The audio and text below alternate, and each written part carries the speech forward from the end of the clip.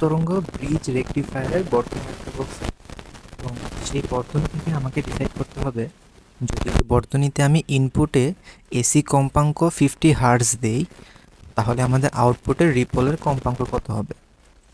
ওকে, so প্রথমত আমাদের একটা পূর্ণ তরঙ্গ ব্রিজ রেকটিফায়ার আঁকতে হবে। সো এই সব চিত্র আমরা আঁকার আগে আগে আমাদের তো জিনিসগুলো একটু বুঝতে হবে যে রেকটিফায়ার জিনিসটা অ্যাকচুয়ালি কী। সো রেকটিফায়ার বা রেকটিফিকেশন এটার বাংলা যদি করি আমরা সেটা হয় একমুখীকরণ। মানে হচ্ছে এখানে একমুখীকরণ মানে কি, এটা আগে কি দুইটা মুখ ছিল? হ্যাঁ, এখানে আগে দুইটা মুখ ছিল বা এখানে উভয় দিকে মুখ ছিল বা তার একটা নির্দিষ্ট দিকে মুখ ছিল না। অর্থাৎ কোনো একটা এসি সিগন্যালকে যখন আমরা ডিসি সিগন্যালে রূপান্তর করি তখন তার সিগন্যালের ডিরেকশন একমুখী হয়ে যায়। সো রেকটিফায়ার মানে হচ্ছে আমরা এমন একটা ডিভাইস ইউজ করব যেখানে একটা এসি সিগন্যালকে ডিসি সিগন্যালে পরিণত করব। তো আমরা এখানে সিগন্যাল বলতে কি বুঝতেছি? সিগন্যাল বলতে অবভিয়াসলি বুঝতে তো পারছি আমরা কারেন্ট সিগন্যাল বুঝতেছি বা ভোল্টেজ সিগন্যাল বুঝতেছি। যেই ধরনের সিগন্যালে আমরা বুঝি না কেন, এসি সিগন্যাল মানে দিক পরিবর্তী সিগন্যাল থেকে এক মুখে যাওয়ার যে সিগন্যালে কনভার্সন, সেই জিনিসটাকে আমরা বলি কি রেকটিফায়ার। এখন এই রেকটিফায়ারের প্রকারভেদ আছে দুই টাইপের। একটা হচ্ছে তোমার অর্ধ তরঙ্গ রেকটিফায়ার এবং আরেকটা হচ্ছে তোমার কি পূর্ণ তরঙ্গ রেকটিফায়ার। দুইটার ভিতরে পার্থক্য হচ্ছে অর্ধ তরঙ্গ রেকটিফায়ার হচ্ছে তোমার 50% এফিশিয়েন্ট, এরকম চিন্তা করতে পারো। অর্থাৎ সে যে একমুখী করে এসি সিগন্যালকে ডিসি সিগন্যালে রূপান্তর করে। এসি সিগন্যাল যতটুকু ইনপুট এসি আকারে দিছ তুমি শুধুমাত্র তার 50%ই ডিসি আকারে আউটপুট পাইতেছ। এটা হচ্ছে অর্ধ তরঙ্গ রেকটিফায়ারের তোমার চিন্তা করতে পারো ফলাফল। আর পূর্ণ তরঙ্গের ক্ষেত্রে তুমি কি পাবা? তুমি যতটুকু এনার্জির এসি কারেন্ট দিছ ঠিক সেম পরিমাণ এনার্জিরই তুমি ডিসি কারেন্ট পাবা। শুধুমাত্র চেঞ্জ হবে কি, তার ডিরেকশনটা চেঞ্জ হয়ে যাবে, তোমার এসি থেকে ডিসিতে কনভার্সন হয়ে যাবে। সো এই জিনিসটা আমরা কিভাবে করি? সো এই রেকটিফায়ার, এই যে দুই উভমুখ থেকে একটা মুখে কনভার্সন করার যে প্রক্রিয়া, এইটার জন্য আমরা সাহায্য নেই কার? ডায়োডের। সো ডায়োডের সাহায্য নিয়েই আমরা পূর্ণ তরঙ্গ রেকটিফায়ার কিন্তু তৈরি করতে পারি। কিভাবে এটা তৈরি করা যায়? কারণ হচ্ছে ডায়োড এখানে ধরো এই পুরো প্রবলেমের আমাদের মূল বেসিক কী ছিল, যে ভিন্ন ভিন্ন ডিরেকশনে থাকলে তাকে একটা মুখে নিয়ে আসা।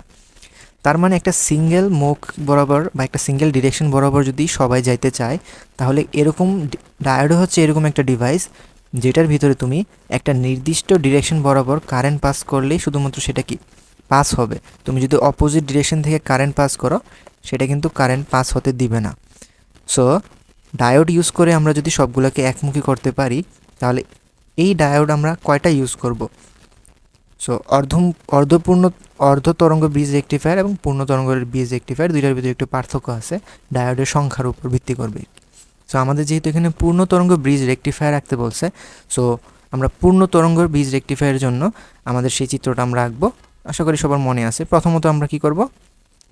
সো এরকম একটা আমরা হুইস্টন ব্রিজ যেরকম সিগন্যাল আমরা রাখতাম, সো হুইস্টন ব্রিজের যেরকম 4টা কর্নার ছিল, এখানে অনেকটা ওই ধরনের কাঠামোই তোমরা চিন্তা করার পরে আমরা এইখানে ডায়োড অ্যাড করব এবং মনে রাখবো আমরা পূর্ণ তরঙ্গ ব্রিজ রেকটিফায়ারে আমাদের মোট 4টা ডায়োডের প্রয়োজন হয়।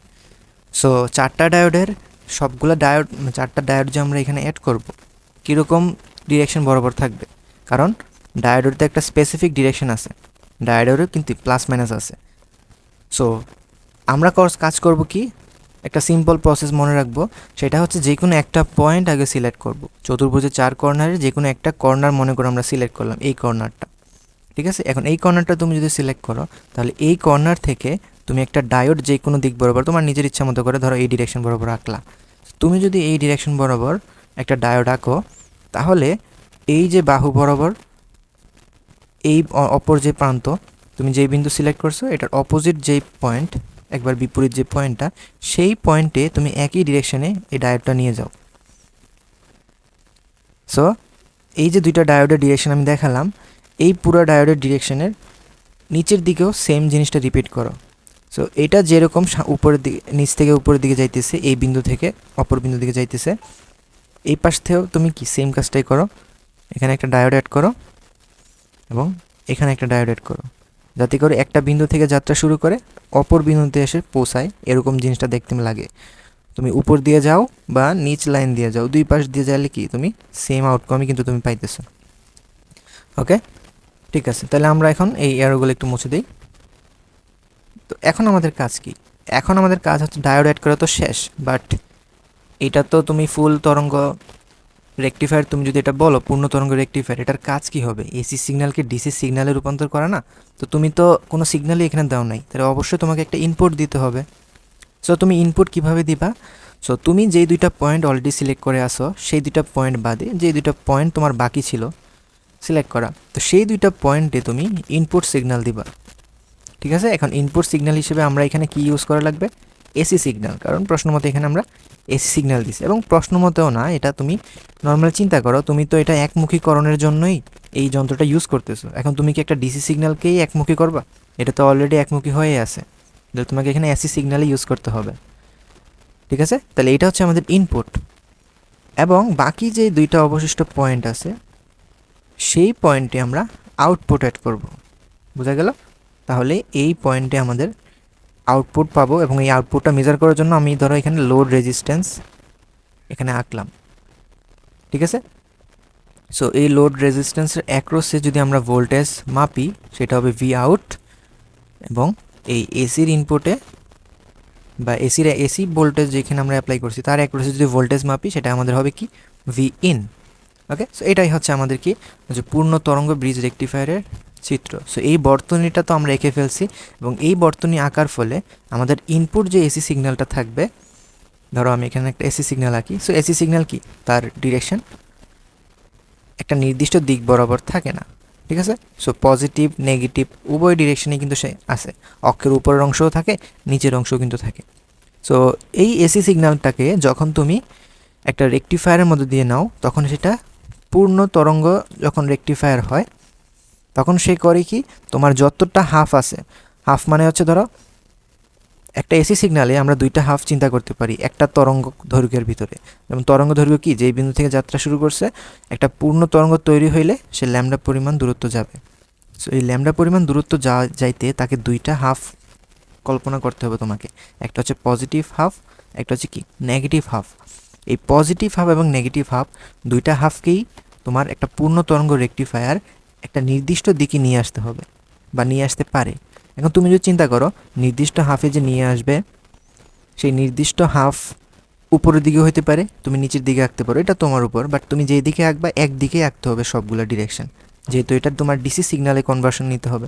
তো এসি সিগন্যাল থেকে ডিসি সিগনালে কনভার্সন করার জন্য আমাকে প্রথমে কি করতে হবে, একটা একটা তরঙ্গের জন্য আগে তোমার চিত্রটা আঁকতে হবে। এখানে সে ধরো আমি এখানে এক্সিস বরাবর আমাদের টাইম যদি হয়, তাহলে একটা পূর্ণ তরঙ্গ তৈরি হইতে দোলনকাল পরিমাণ সময় লাগে, এবং অর্ধ দোলন হইতে T/2। ঠিক আছে, তাহলে আমাদের এখানে টাইমগুলো অলরেডি আমরা এঁকে ফেলি। T/2 টি, তারপর হচ্ছে 3T/2, তারপর কত 2T। ওকে, তাহলে এখানে কত হবে তোমার 3T/2, তারপর এখানে হচ্ছে কত 2T। এখন 0 থেকে T/2 পর্যন্ত এখানে দেখো এই উপরের হাফ তোমার অ্যাক্টিভ আছে। সো উপরের হাফটা কারেন্ট, উপরের হাফের জন্য তোমার ধরো একটা ডিরেকশনে পজিটিভ আর একটা ডিরেকশনে নেগেটিভ তো হবে। সো এটার ফলে তোমার এখানে আউটপুটে যে ভোল্টেজটা পাবা, সেটাও তোমার কি হবে, একটা নির্দিষ্ট ডিরেকশনে থাকবে। সো আমরা এজিউম করে নিলাম যে পজিটিভ হাফ মেনটেন করতেছে আমার যে ফুল ওয়েভ রেকটিফায়ার, সেটার যে আউটপুট ডিসি, সেখানে উপরের দিকে আমাদের ভোল্টেজগুলো থাকতেছে। তাহলে যে কোনো একটাকে যদি আমরা ধরে নিই এখন উপরের দিকে আসে, তাহলে পরবর্তী যে নেগেটিভ হাফ, সেটার জন্য এটা হবে পজিটিভ, এটা হবে কি নেগেটিভ। সো ওইটার জন্য কিন্তু তোমার আউটপুটে সেম পরিমাণ লেন্থের উপরের দিকে তোমার আউটপুট পাবা। ঠিক আছে, এরকম তুমি যতগুলো হাফ আছে সবার জন্যই একটা নির্দিষ্ট দিকে কিন্তু ভোল্টেজের আউটপুট পাইতেছো। এটার ফলে কি হইতেছে খেয়াল করো তো, এসি সিগন্যাল থেকে ডিসি সিগন্যালে পরিণত হয়েছে। এই সবগুলো হাফেরই তোমার এখানে শুধুমাত্র প্লাস কম্পোনেন্টটা কিন্তু আছে।